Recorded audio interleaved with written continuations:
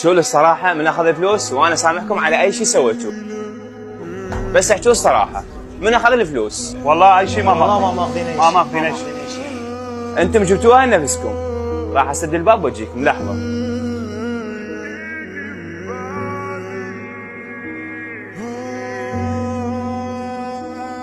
انت مرتضى جيتني وقلت لي محتاج شغل وما قصرت وياك وشغلتك.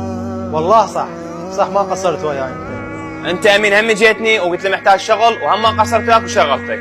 والله صحيح ما قصرت وياك. وانت سيد قلت لي راح اتزوج وساعدني وساعدتك بمبلغ وشغلتك وياي هم ما قصرت وياك.